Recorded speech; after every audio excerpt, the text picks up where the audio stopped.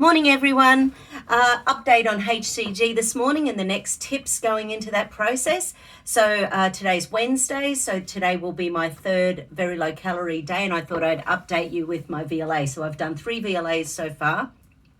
The bioimpedance screening, I did one on Saturday, then one yesterday, then one today. So basically you can imagine, you don't imagine to see a lot going on, but what I've found since I've been doing these bioimpedance screenings, which has been around the last 12, 13 years, when you start to lose weight, obviously we always want that weight on the scale to change every single day. Now my weight on Saturday morning was 73.1 kilos. My weight on Tuesday was 73.3, so I was up a little bit after the weekend of binging, which is allowed and you're supposed to do it, and then I was down to 72 this morning. So net, I'm down 1.1 kilos since I started the process. But what's interesting is that the fat mass has gone from 12.33 Saturday, and even though my weight was higher yesterday, my fat mass was down to 11.62, and this morning it's down to 10.39. So there's a shift in the regular fat in the body that the VLA takes a measurement of. Now then there's another thing called ATM. ATM is it's to do with the tissue mass in the body, and it's both active tissue mass like muscle, but it's also abdominal fat, because abdominal fat is very different to regular fat in our body. So the ATM, actually the active tissue fat, actually holds a lot of our tummy fat in there as well.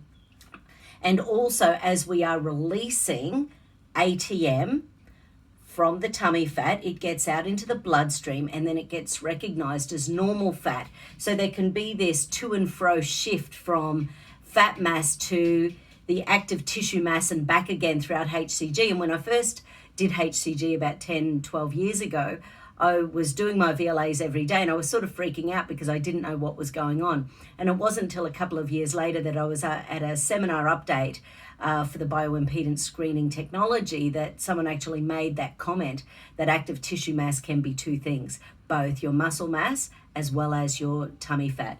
So just sort of interesting to find that. Anyway, so my fat mass has gone from 12.33 kilos to 11.62 kilos and 10.39 kilos today.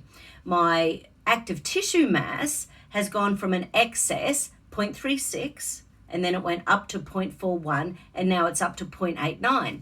So that doesn't mean I'm increasing tummy fat. It means we're shifting fat mass from deep inside the body and it's coming out into the bloodstream. And because the muscle quality, let me check the muscle quality actually.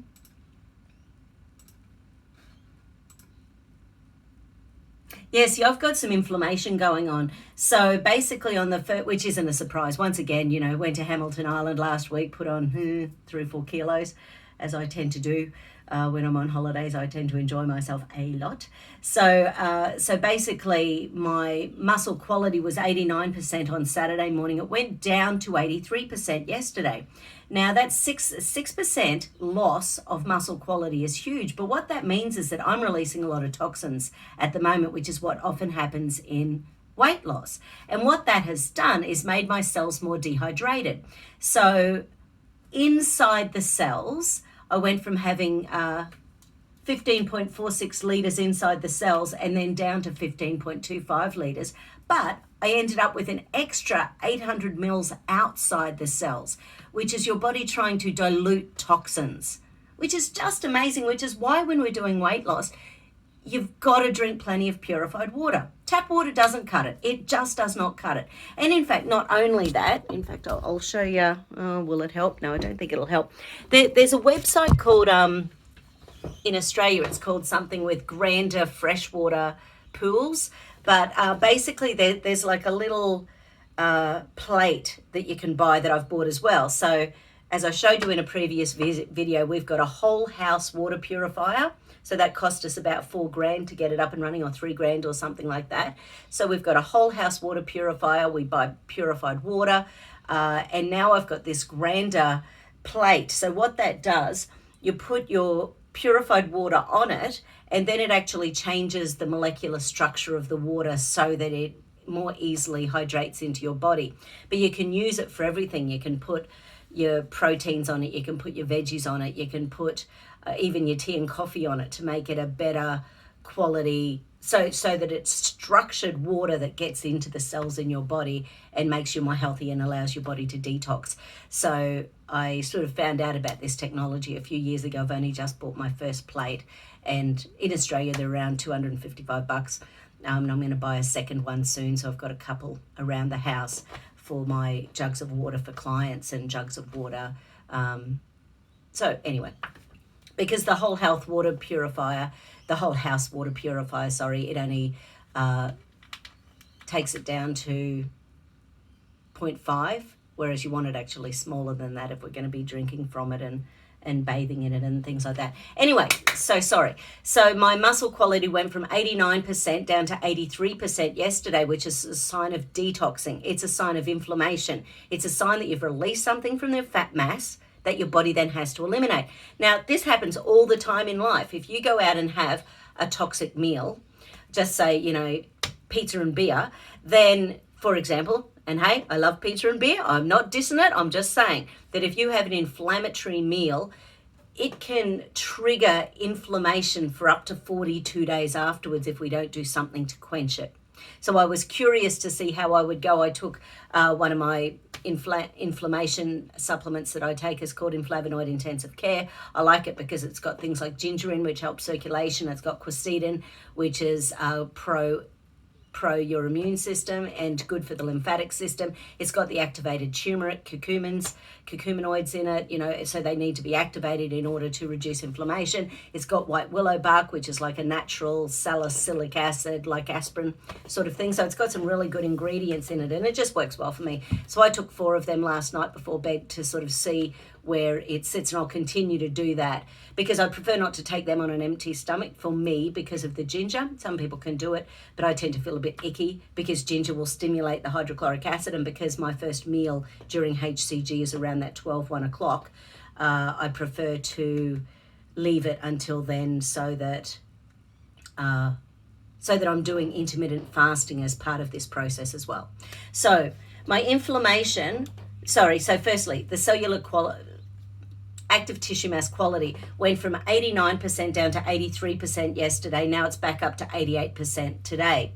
The amount of fluid inside my cells went from 15.46 down to 15.25 litres, but my weight was up. So it wasn't like I was just a smaller human being. So there was actually less fluid inside my cells. But today there's half a litre extra.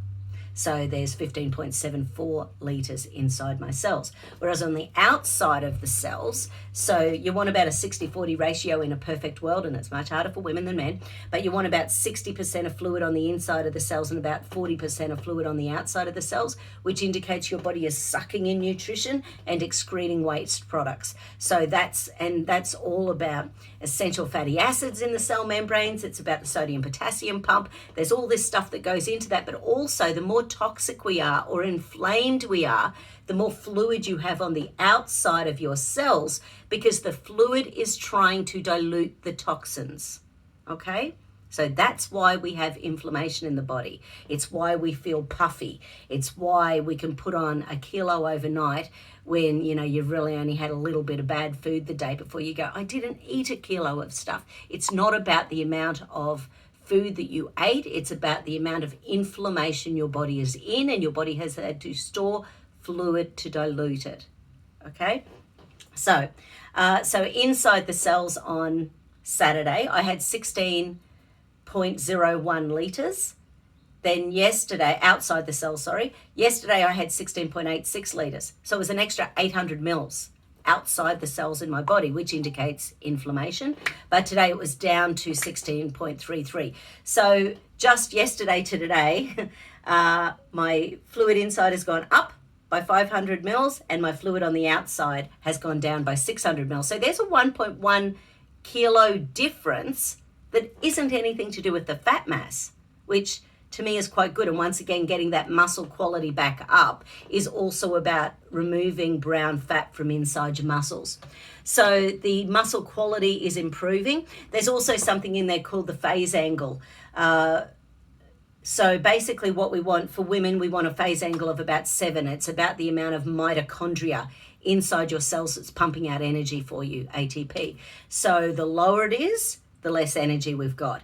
And the less our muscle mass works, the less ATP we create. So one of the things I get clients to do, especially if they've got busy lives or they're in pain or something, is, sorry about the angle here, but it's to do the planking, even on the edge of a table or something like that, and sort of hold it until you feel the shaking in the muscles, because if you can't do exercise, this is something you do tend to be able to do, and just do it until you feel your whole body shaking, and then hold it for as long as you can after that. And quite often after the shake, people struggle with about 20 to 30 seconds or something like that. But by doing that, you're creating micro damage in the muscles, and the micro damage in the muscles helps to build muscle mass. So it helps to create the energy to create more muscle mass, which especially as women is what helps us to grow old gracefully. So it's always better to have better muscle mass, and that increases muscle quality as well. But we've got to get protein absorption and all sorts of things going on there as well.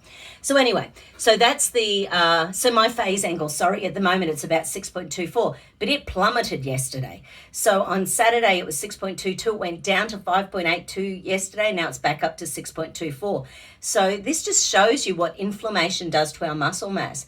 Going back about when the GFC hit about 12, 13, 14 years ago, I can't remember what year it was, maybe it was 2009, 2008. Anyway, whenever it was, we had 10 team members. We just spent $300,000 on a new clinic. The GFC hit, we were on an upward trajectory. I was doing all sorts of stuff with mastermind groups for business people, and it felt like we were on a really good trajectory. The industry was really being hit by government at the time, and there was a loss of confidence because of a big push by the AMA in Australia to discredit natural therapists. And we went, I think our turnover decreased by like 30% in a couple of months. It was really quite massive. So I went from having 10 team members, 4 months later I had 4 team members, including myself. So, and then we just worked our tushes off for 4 years just to get profitable again. So I don't think I really earned much money, maybe, between 4 and 10 grand a year for 4 years.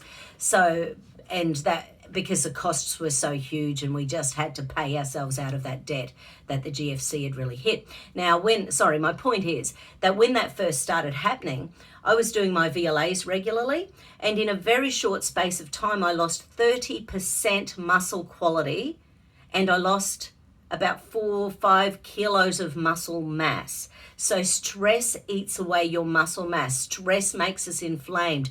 Cortisol lays down tummy fat. Cortisol shuts down short-term memory.